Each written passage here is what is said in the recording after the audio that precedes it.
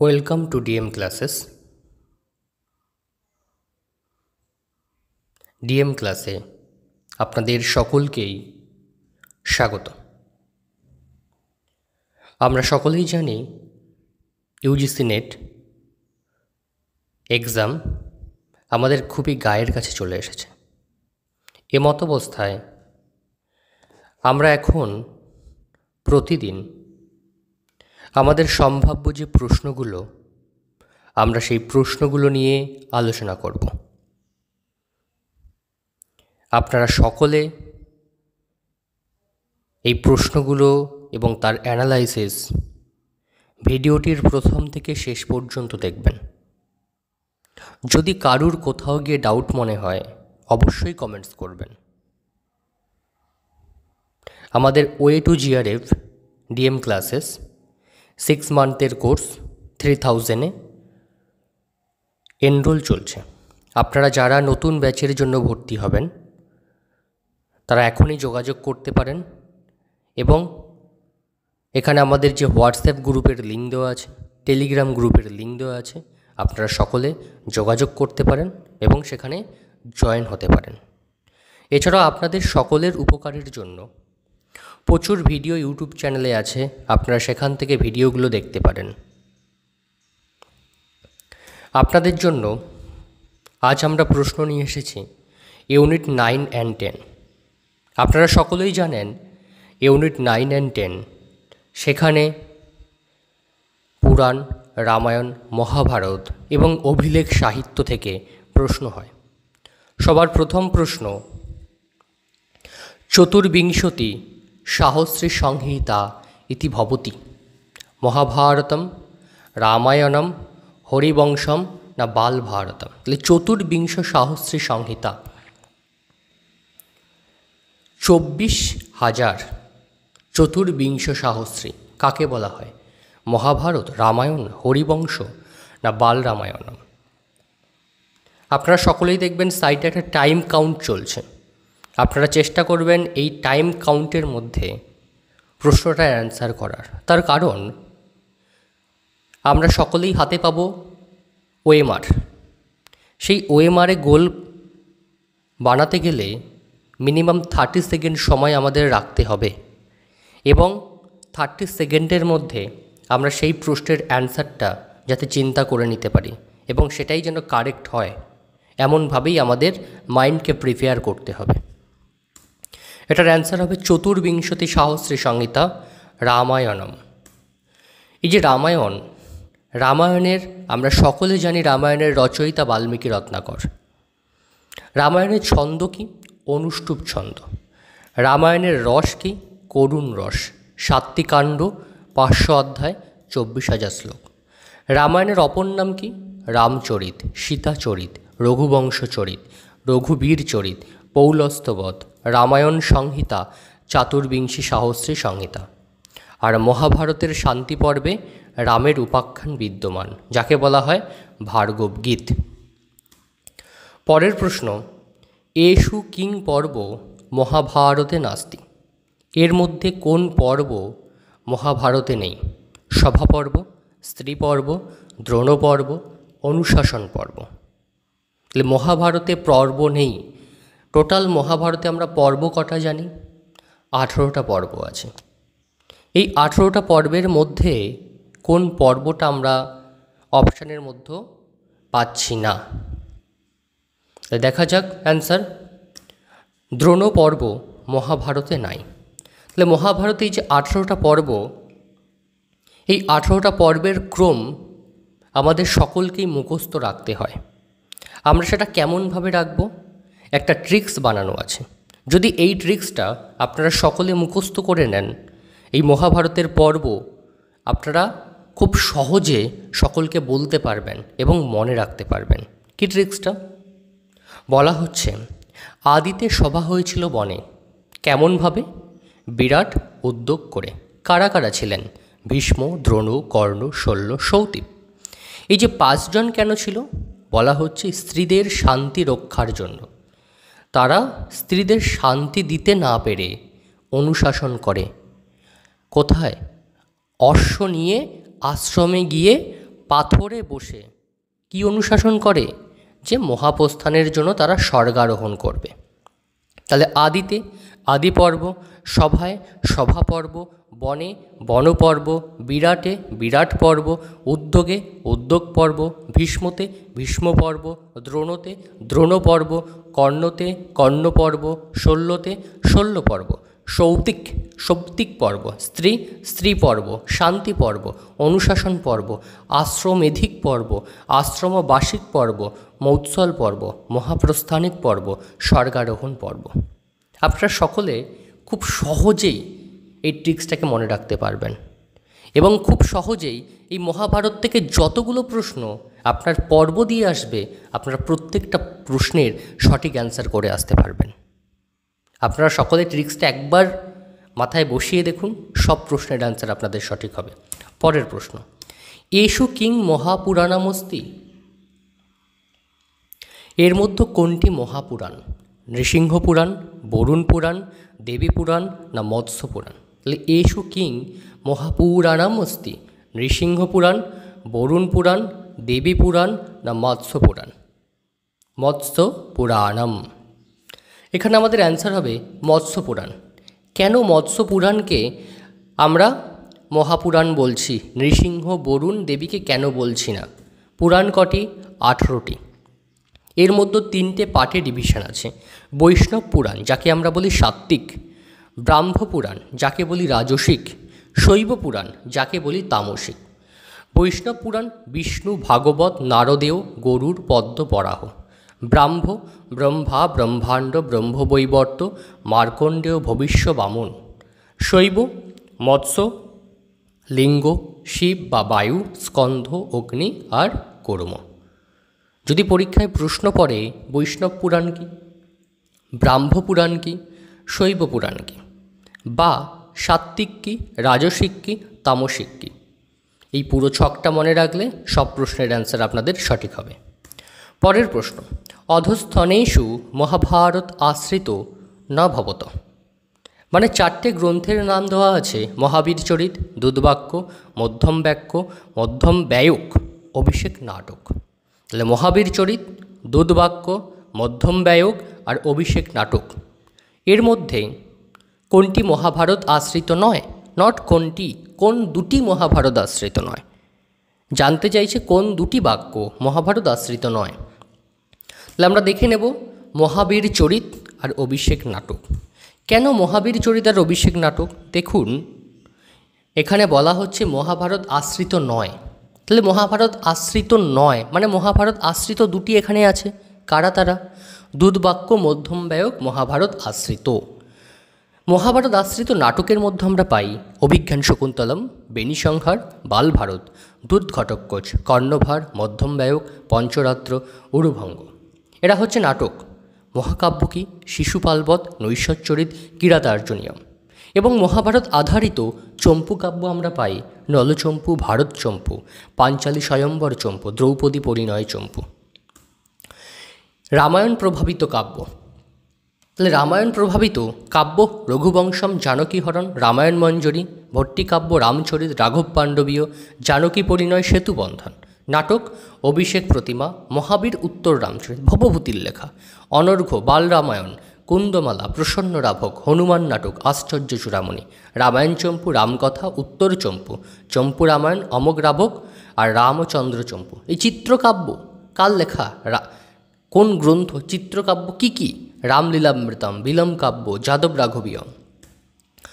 অধস্তনেষু রামায়ণ আশ্রিত ভবত। তাহলে পরের প্রশ্ন চলে আসছে রামায়ণ আশ্রিত। দেখুন, একটু আগে বললো মহাভারত আশ্রিত নয় কোনটি, এখন বলছে রামায়ণ আশ্রিত কোনটি। বলছে দুর্বাক্য, ভট্টিকাব্য, কুন্দমালা, সমুদ্র মন্থনম। কোনটি মহাভারত নয়, রামায়ণ আশ্রিত? তাহলে এর মধ্যে রামায়ণ আশ্রিত কি? একটু আগে আমরা পড়লাম ভট্টিকাব্য, কুন্দমালা। তাহলে দুর্বাক্য, সমুদ্র মন্থন নয়। এখানেই আমরা দেখতে পাচ্ছি কুন্দমালা নামটা আমরা পেয়েই গেলাম একবারে। আর কি আছে? ভট্টিকাব্য। ভট্টিকাব্য একদম সহজ প্রশ্ন। পরের প্রশ্ন, শ্রী শ্রী চণ্ডী ইত্যস্য উৎস ভবতি। এই শ্রী শ্রী চণ্ডী এর উৎস কি? মার্কণ্ডেয় পুরাণ, মৎস্য পুরাণ, ভাগবত পুরাণ, ব্রহ্মাণ্ড পুরাণ।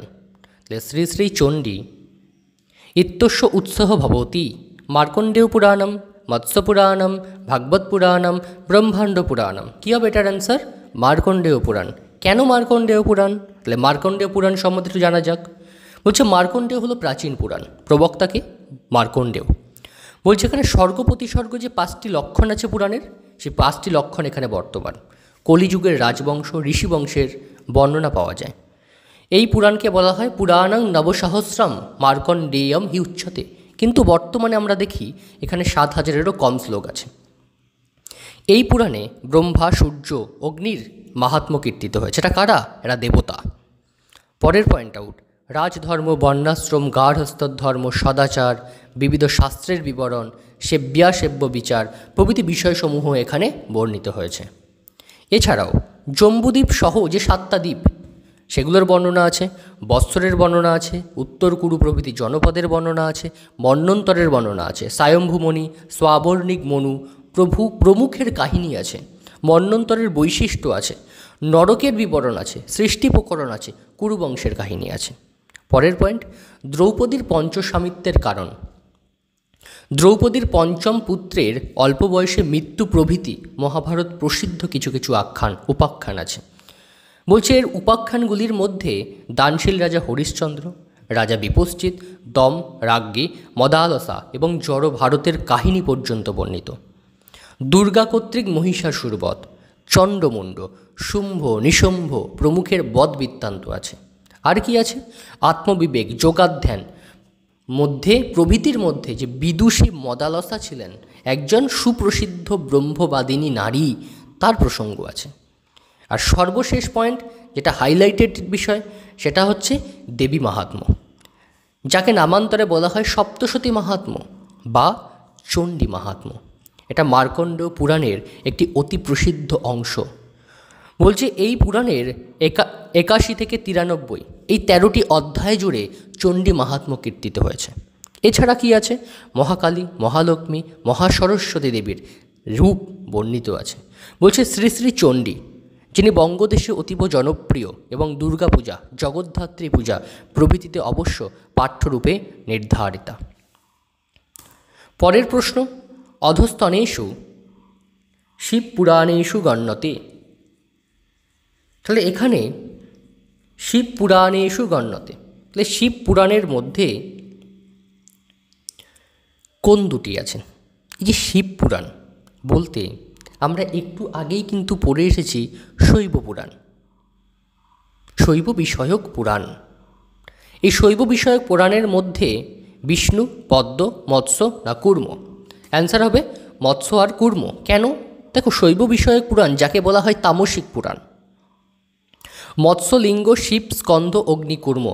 আমরা অপশানে কি আছে? এখানে মৎস্য আছে, কুর্ম আছে। পরের প্রশ্ন, স্মৃতিশাস্ত্র কারেষু গণ্যতে। পরাশর, পতঞ্জলি, নারদ, নারায়ণ শর্মা। স্মৃতিশাস্ত্রকার কারা? পরাশর, পতঞ্জলি, নারদ না নারায়ণ শর্মা? কারা এর মধ্যে স্মৃতিশাস্ত্রকার? তাই দেখে নেওয়া যাক এর মধ্যে স্মৃতিশাস্ত্রকার হলেন পরাশর আর নারদ। কেন পরাশর আর নারদ? দেখুন, যাজ্ঞবল্ক্য স্মৃতি অনুসারে স্মৃতিশাস্ত্রের সংখ্যা হচ্ছে 20। সেখানে বলা হচ্ছে মনু, বিষ্ণু, যম, অঙ্গিরা, বশিষ্ঠ, দক্ষ, সংবর্ত, স্বাতাতপ, পারাশর, আপস্তম্ভ, উষণা, ব্যাস, কাত্যায়ন, বৃহস্পতি, গৌতম, শঙ্খ, লিখিত, হারিত, অত্রি, যাজ্ঞবল্ক্য। এই যে 20টা স্মৃতিশাস্ত্রের নাম আমরা পাই। এছাড়াও নারদ স্মৃতি, যাকে বলা হয় ধর্মশাস্ত্রের একটি অংশ, যা ভারতীয় সাহিত্য ঐতিহ্য, যা ধর্মের বিষয়ের সাথে সম্পর্কিত এবং আইনগত সর্বাধিকার সংগ্রহ হিসেবে কাজ করে। এখানে বলা হচ্ছে বিবাদ পদ। মনুমতে বিবাদ পদ হচ্ছে 18টি, কৌটিল্য মতে 16টি, যাজ্ঞবল্ক্য মতে 20টি, নারদ স্মৃতি মতে 18 আর বৃহস্পতি মতে 29 হচ্ছে বিবাদ পদ। এগুলো মনে রাখবে, এগুলো থেকে পরীক্ষায় প্রশ্ন আসে। এরপরে অধস্থানেষু শূলপানে ত্রয়োদশ গ্রন্থেষু গণ্যতে। শূলপাণির যে 13 গ্রন্থ, তার মধ্যে কোনটিকে গ্রহণ করা হয়? বিধি বিবেক, কাল বিবেক, প্রতিষ্ঠা বিবেক আর হচ্ছে দুর্গোৎসব বিবেক। টোটাল 4টে এখানে গ্রন্থ আছে। এর মধ্যে কোন দুটি গ্রন্থ? বিধি, কাল, প্রতিষ্ঠা, দুর্গোৎসব, বিবেক। অ্যান্সার কী হবে? এখানে যে বিধি বিবেক যে গ্রন্থটা দেওয়া আছে, এই বিধি বিবেক গ্রন্থের রচয়িতা হল মণ্ডন মিশ্র। কাল বিবেক গ্রন্থের রচয়িতা হল জিমুত বাহন। তাহলে পড়ে থাকছে আমাদের কি? প্রতিষ্ঠা বিবেক, দুর্গোৎসব বিবেক। তাহলে এ দুটো আমাদের শূলপাণির রচনা হিসেবে আমরা মনে করতে পারি। শুধু পারি নয়, এর সাবঅর্ডিনেট ডকুমেন্টস কি? শূলপাণি কে ছিল? বলছে শূলপাণি ছিল একজন রাঢ়ীয় ব্রাহ্মণ। শূলপাণি ছিল একজন রাঢ়ীয় ব্রাহ্মণ। কেউ কেউ মনে করেন ইনি বঙ্গদেশীয় ব্রাহ্মণ, মনে করেন যে বঙ্গপ্রান্তে ইনার বাড়ি বলে অনেকে মনে করে, মেদিনীপুরবাসী বলেও ইনাকে কেউ মনে করে। ঠিক আছে, এই শূলপাণির রচিত গ্রন্থ একটি হলো প্রায়শ্চিত্ত বিবেক, আরও গ্রন্থ কি?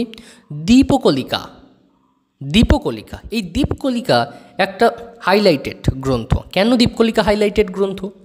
বলা হচ্ছে এই গ্রন্থটা যাজ্ঞবল্ক্য স্মৃতির টিকা গ্রন্থ। যাজ্ঞবল্ক্য স্মৃতির টিকারূপ গ্রন্থ হচ্ছে দীপকলিকা। এছাড়াও তার দ্বিতীয় কৃতি কি? স্মৃতি বিবেক। কার রচনা? শূলপাণির রচনা, স্মৃতি বিবেক। বলছে শ্রাদ্ধ বিবেক, আরও গ্রন্থ শ্রাদ্ধ বিবেক। তার একাদশ যে 13টা গ্রন্থের কথা বলা হচ্ছে, একাদশী বিবেক, তিথি বিবেক, দত্তক বিবেক, দুর্গোৎসব বিবেক, প্রতিষ্ঠা বিবেক, প্রায়শ্চিত্ত বিবেক, রাস ও যাত্রা বিবেক, শ্রাদ্ধ বিবেক, ব্রত কাল বিবেক, শুদ্ধি বিবেক, সংক্রান্তি বিবেক, সম্বন্ধ বিবেক এবং বাসন্তী বিবেক, এগুলি হচ্ছে তার গ্রন্থ। এই ওভারঅল পিপিটি যেটা আছে, আপনারা সকলে ভিডিওটা স্টপ করে একবার পড়ে নেবেন, আপনাদের সকলেরই কাজে লাগবে। এছাড়াও সেই শূলপাণিকৃত যে তিথি বিবেক, তার উপরে তাৎপর্য দীপিকা নামে টিকা রচনা করে। কে করে? আচার্য চূড়ামণি। এছাড়াও শ্রীনাথ, আচার্য চূড়ামণি, অচ্যুত চক্রবর্তী, আরও বিভিন্ন টিকাকারের নাম এখানে দেওয়া আছে। শ্রীকৃষ্ণ তর্কালঙ্কার, গোবিন্দানন্দ কবি কঙ্কনাচার্য, তারপরে তত্ত্বকৌমুদী টিকাকার, নীলকণ্ঠ, জগদীশ, রামকৃষ্ণ ন্যায়ালকার, এরা প্রত্যেকে বিভিন্ন গ্রন্থের উপরে টিকা রচনা করে। বলছে প্রায়শ্চিত্ত বিবেক এই গ্রন্থের 3জন টিকাকারের নাম পাওয়া যায়। গোবিন্দানন্দ তত্ত্বকৌমুদী, তার রচিত কি? গোবিন্দানন্দের তত্ত্বকৌমুদী। রামকৃষ্ণের কৌমুদী টিকা, আর নিগুড়ার্থের প্রকাশিকা টিকা। কার উপরে লিখেছে গ্রন্থগুলো? প্রায়শ্চিত্ত বিবেকের উপরে। পরের প্রশ্ন, পুরাণ ন্যায় মীমাংসা ধর্মশাস্ত্রাঙ্গ মিশ্রিতা বেদা স্থানানি বিদ্যানাং ধর্মস্য চ চতুর্দশা ইতি শ্লোক কস্মিন স্মৃতি গ্রন্থে বর্ততে? মনুস্মৃতি, যাজ্ঞবল্ক্য স্মৃতি, নারদ স্মৃতি না পরাশর স্মৃতি?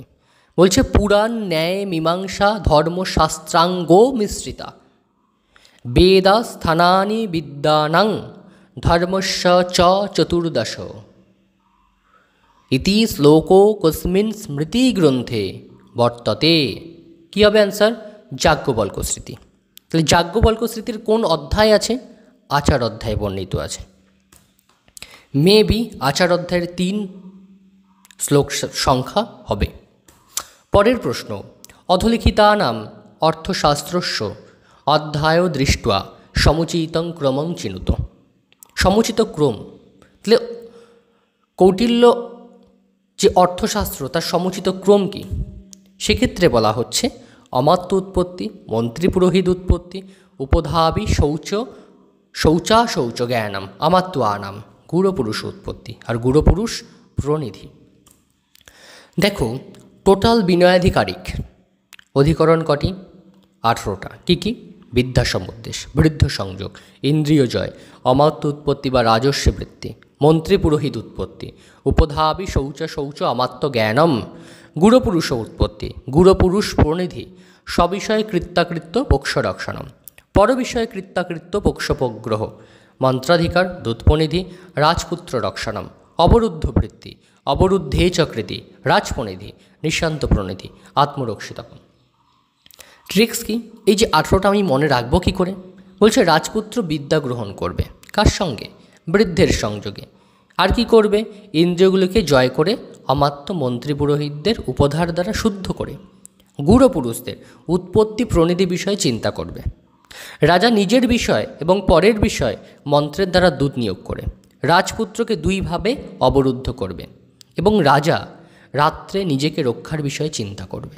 তাহলে বিদ্যা, বিদ্যা সমুদ্দেশ, বৃদ্ধ, বৃদ্ধ সংযোগ, বৃদ্ধের সংযোগে বৃদ্ধ সংযোগ, ইন্দ্রিয়গুলিকে ইন্দ্রিয় জয়, মন্ত্রী পুরোহিত, তাহলে মন্ত্রী পুরোহিত উৎপত্তি, তার আগে কি আছে আমাত্য উৎপত্তি, উপধা, উপধা আবি শৌচ অশৌচ, প্রণিধি গুরুপুরুষ প্রণিধি।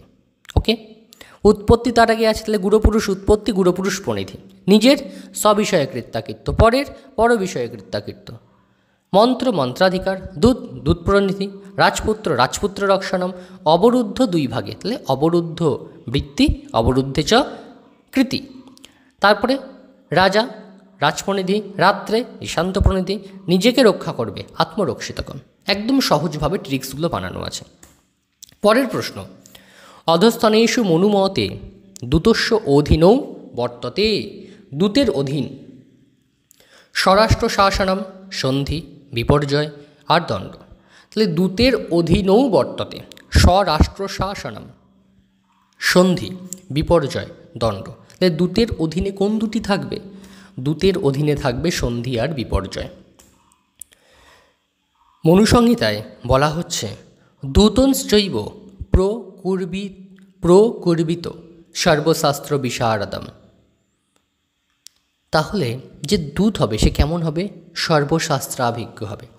ইঙ্গিতাকার চেষ্টঞ্জন শুচিং রক্ষকুলদ্গতম, যে সর্বশাস্ত্রাভিজ্ঞ হবে, ইঙ্গিত, আকার, আচরণ সম্বন্ধে বিশেষ অভিজ্ঞ এবং শুদ্ধ চরিত্রযুক্ত হবে, যে কার্যে নিপুণ হবে, যে সৎ বংশজাত ব্যক্তিকে রাজা কী করবে? দূত হিসেবে নিয়োগ করবে। এরপরে কি বলছে? অনুরক্তং শুচিদক্ষ স্মৃতিমান দেশকালবিদ বপুষ্মান বীত ভীর বাগ্মী দূতরাজ্ঞ প্রশস্যতে। বলছে সকল মানুষে অনুরক্ত, শুদ্ধ চরিত্র, কার্যনিপুণ, স্মরণ শক্তি সম্পন্ন, দেশকাল সম্পর্কে জ্ঞান সম্পন্ন, রূপবান, নির্ভীক এবং বাগ্মী, এরূপ দূত রাজার প্রশংসনীয় হবে। তাহলে কোন দূত রাজার প্রশংসনীয় হবে? রাজ্ঞীয় প্রশস্যতে তার লক্ষণ বলা হচ্ছে। অনুরক্ত, শুচিদক্ষ, স্মৃতিমান, দেশকালবিদ, বপুষ্মান, বীত ভি বাগ্মী দূতরাজ্ঞ প্রশস্যতে। পরে কি বলছে? অমাত্যে দণ্ড আয়ত্ত দণ্ডে বৈনয়িকী ক্রিয়া নিপীয়ত কোশ রাষ্ট্র চ দূতে সন্ধি বিপর্যয়ু। বলছে অমাত্যে দণ্ড আয়ত্তৌ দণ্ডে বৈনয়িকী ক্রিয়া নৃপতৌ কোশ রাষ্ট্র চ দূতে সন্ধি বিপর্যয়ু। বলছে হস্তি, অশ্ব, রথ, পদাতিক রূপ দণ্ড সেনাপতির নিয়ন্ত্রণাধীন, পররাষ্ট্র স্বরাষ্ট্র শাসন দণ্ডের অধীন, অর্থ সংরক্ষণ ও স্বদেশ প্রতিপালন রাজার অধীন, সন্ধি আর বিগ্রহ দূতের অধীন। দূত এব হি সন্ধত্তে ভিনত্য এব চ সংহতান দূতস্তৎকুরুতে কর্ম ভিদ্যন্তে যেন মানবাহা। বলছে দূতই ভেদযুক্ত রাজাদের মিলিত করতে এবং মিলিত রাজাদের মধ্যে ভেদ সৃষ্টি করতে পারে। দূত এমন কাজ করে যাতে মিলিত রাজারাও কি হয়? ভিন্ন হন। ক্লিয়ার? দূতের প্রসঙ্গে ক্লিয়ার। দূতের কাজ কি? সন্ধি বিগ্রহ হচ্ছে দূতের অধীন। পরের প্রশ্ন, অধস্থনেষু কৌটিল্য মতে বানপ্রস্থস্য স্বধর্মও গণ্যতে। বানপ্রস্থের স্বধর্ম কি? অধস্থনেষু কৌটিল্য মতে বানপ্রস্থস্য স্বধর্মও গণ্যতে। বানপ্রস্থের স্বধর্ম কি? অতিথি সেবা, ভিক্ষা গ্রহণ, যাগানুষ্ঠান না দান? তাহলে বানপ্রস্থের স্বধর্ম কিসের কথা বলা হচ্ছে? অতিথি সেবা, ভিক্ষা গ্রহণ, যাগানুষ্ঠান না দান? এখানে আমাদের অ্যান্সার হবে বানপ্রস্থের স্বধর্ম হচ্ছে অতিথি সেবা আর যাগানুষ্ঠান। কেন? বানপ্রস্থর স্বধর্ম বিদ্যা সমুদ্দেশে বলা হচ্ছে বানপ্রস্থস্য ব্রহ্মচর্যং ভূমৌ সজ্জ্বা জটাজীর্ণ ধারণম অগ্নিহোত্রাভিষেক দেবতা পিতৃতিথি পূজা বন্যশ্চ আহার। তাহলে হোত্রা, অগ্নিহোত্র যে কার্য, এটা কি যোগ্য কর্ম। আর কি বলা হচ্ছে, অতিথি পূজা, দুটোই এর মধ্যে আছে, অতিথি সেবা আর যাগানুষ্ঠান। পরের প্রশ্ন, যে বন্ধুষু নিঃস্নেহা ক্রূরচাল স্বাশ্চতে কে ভবন্তি। তাহলে যে বন্ধুষু নিঃস্নেহা ক্রূরাচাল শাশ্চ তে কে ভবন্তি। শত্রিণ, তীক্ষ্ণা, সঞ্চরা, রসদা। রাজার যে গুরুপুরুষ আছে, আমরা টোটাল 9 জন গুরুপুরুষের নাম পাই কৌটিল্য অর্থশাস্ত্রে। সেই গুরুপুরুষদের মধ্যে এটি কার লক্ষণ? অ্যান্সার কি হবে? এটি রসদার লক্ষণ। দেখো, রসদাতে বলা হচ্ছে যে বন্ধুষু নিঃস্নেহা ক্রূরচাল স্বাশ্চ তে রসদাহা। বলছে যারা আত্মীয় স্বজনের প্রতি স্নেহ মমতাহীন, ক্রূর স্বভাব, অলস প্রকৃতির, তাদের বলা হয় রসদ নামক গুপ্তচর। তাহলে যারা আত্মীয় স্বজনদের প্রতি স্নেহ মমতাহীন, ক্রূর স্বভাবযুক্ত, অলস প্রকৃতির, তাদেরকে বলা হয় রসদ নামক গুপ্তচর। পরের প্রশ্ন, অধস্থানেষু মনুমতে অবিনয়াৎ রাজ্যং প্রাপ্তবন্তৌ। তাহলে অধস্থানেষু মনুমতে অবিনয়াৎ রাজ্যং প্রাপ্তবন্তু, অবিনয়বশত কারা রাজ্য লাভ করেছে? নহুষ, সুদাস, পৃথু না গাধীজ। অ্যান্সার কি হবে এখানে? নহুষ, সুদাস, পৃথু না গাধীজ। এখানে অ্যান্সার হবে নহুষ আর সুদাস। মনুসংহিতায় রাজাকে রীতিমতো বিনয় শিক্ষা গ্রহণ করতে হবে ব্রাহ্মণদের নিকট থেকে, এবং সেখানে বিনয়বশত যারা রাজ্য লাভ করে, পৃথু আর মনু, কুবের ধনশৈর্য লাভ করে, বিশ্বামিত্র ব্রাহ্মণত্ব লাভ করে, আর অবিনয়বশত বিনাশপ্রাপ্ত হয় বেন, নহুষ, সুদাস, সুমুখ আর নিমি। পরের প্রশ্ন, অধলিখিতানাং যাজ্ঞবল্ক সংহিতায়া প্রকরণ দৃष्ट्वा সমুচিত ক্রম চিনুত। তাহলে যাজ্ঞবল্ক সংহিতার প্রকরণ দৃष्ट्वा সমুচিত ক্রম কি? অ্যান্সার কি হবে? ঋণদান প্রকরণ, উপনিধি প্রকরণ, সাক্ষী, লেখ্য, দিব্য, দায়ভাগ। এখানে টোটাল 25টা প্রকরণের নাম দেওয়া আছে। এখানে 25টা প্রকরণের ট্রিক্স দেওয়া আছে। তো বলছে কোনো ব্যক্তি সাধারণ থেকে অসাধারণ হয়ে ঋণ নিয়েছে, কোনো উপনিধি রেখে সাক্ষী, লেখ্য, দিব্যও রেখেছে। ঋণের দায় বিভাগ মানে সীমা ছেড়ে পালিয়েছে, অন্য কোনো জায়গায় পালিয়েছে। সে স্বামী থেকে অস্বামী হয়ে দান, কেনা, শুশ্রূষা, বিক্রয়ের জন্য বেতন দিয়ে দুধ রেখেছে। সেই দুধ বাগদণ্ডের সাহস দেখিয়ে সব কিছু বিক্রি করে নিজের সমর্থনের জন্য চুরি করে স্ত্রীকে নিয়ে প্রকীর্ণ হয়েছে। তাহলে কোনো ব্যক্তি সাধারণ মাতৃকা প্রকরণ, অসাধারণ মাতৃকা প্রকরণ, ঋণ প্রকরণ, ঋণনিধি প্রকরণ, উপনিধি প্রকরণ, সাক্ষী, লেখ্য, দিব্য প্রকরণ, দায় বিভাগ, সীমা বিবাদ, স্বামী অস্বামী প্রকরণ, দত্তপ্রদানিক প্রকরণ, ক্রেতানুশ্রয়, অভ্যপ্রেতা শুশ্রূষা, সংবিদ্বৈতিক্রম, বেতনাদান প্রকরণ, দুধ সমন্বয়, বাকপারুষ্য, দণ্ডপারুষ্য, সাহস প্রকরণ, বিক্রিয়া সম্প্রদান, সম্ভ সমর্থন, স্থেয় প্রকরণ, স্ত্রী প্রকরণ, প্রকীর্ণ প্রকরণ। একদম পুরো ট্রিক্স ধরে যদি তোমরা একবার করে পড়ো, পুরো মুখস্থ হয়ে যাবে এবং প্রত্যেকটা ক্রম সম্বন্ধে সকলের সামান্য পরিচয় হয়ে যাবে। পরের প্রশ্ন, অর্থী লেখয়েৎ সদ্য প্রতিজ্ঞাতার্থ সাধনাম ইতি কস্মিন পাদে বর্ততে। অর্থী লেখয়েৎ সত্য, অর্থী লিখছে। কি লিখছে? প্রতিজ্ঞা। কখন লেখার প্রয়োজন পড়বে? যখন ধরুন আপনার কোনো জিনিস কেউ চুল করে নিয়ে চলে গেছে, আপনি সে চোরকে জানেন, চেনেন, তাহলে নিবেদন করবেন কার কাছে? তখনকার দিনে রাজার কাছে, বর্তমানে থানায় গিয়ে ক্লেম করছেন। তাহলে তেমন বিষয় এখানে আছে, অর্থী হবে, একটু বুঝে নেবেন। তাহলে অর্থী যখন সেই প্রতিজ্ঞাটা লিখবে বা তার সাপোর্টিনেট প্রমাণটা দেবে, সেটা কোন পাদে হবে? টোটাল 4টে পাদ আছে, ভাষাপাত, উত্তরপাদ, ক্রিয়াপাদ, সাধ্যসিদ্ধিপাদ। হবে কোন পাদে? ক্রিয়াপাদে। কেন হবে? বলছে যেখানে অর্থী যা আবেদন করবে সেটা হবে ভাষাপাত, প্রত্যর্থী যা লিখবে সেটা উত্তরপাদ, আর অর্থী যখন প্রমাণ দেবে তখন হবে ক্রিয়াপাত। বলছে তত অর্থী লেখয়েৎ সদ্য প্রতিজ্ঞাতার্থ সাধনম। তাহলে অর্থী যখন নিজ আবেদনের সপক্ষে কোনো প্রমাণ দেবে তখন হবে কি? ক্রিয়াপাত। প্রতিজ্ঞাতার্থ সাধনম, প্রতিজ্ঞাটাকে সাধন করার জন্য। পরের প্রশ্ন, সমুদ্রগুপ্তের ভারত দিগ্বিজয় কোন শিলালেখে আছে? মন্দসর, এলাহাবাদ, আইহোল না গিরনার? তাই সমুদ্রগুপ্তের ভারত দিগ্বিজয় আমরা সকলেই জানি এলাহাবাদ শিলালেখে। এই এলাহাবাদ শিলালেখে তিনি অনেকগুলো টোটাল 12 জন রাজা, দক্ষিণাত্যের 12 জন রাজার নাম তিনি উল্লেখ করেছেন। এখানে সেই 12 জন রাজার নাম আছে। আপনারা সময় পেলে ভিডিওটাকে স্কিপ না করে ভিডিওটাকে পুশ করে দেখে নেবেন। ওকে, পরের প্রশ্ন। এর মধ্যে প্রত্যেকটা লাইন দেওয়া আছে, কোনটা কোন প্রকরণে আছে। আমি জাস্ট এটার অ্যান্সারটা বলে দিচ্ছি। ন দাপ্য অপহৃত তং তু রাজ দৈবক তস্করই, এটা উপনিধি প্রকরণ। গুণী দৈধেতু বচনং গ্রাহ্য যে গুণবত্তমা সাক্ষী প্রকরণ। বিনাপি শিষ্যকাত কুর্জাত নিপদ্রেয় অথ দিব্য প্রকরণ। বিভাগ চেত পিতা কুর্জাদিশ্চয়া দায়ভাগ প্রকরণ।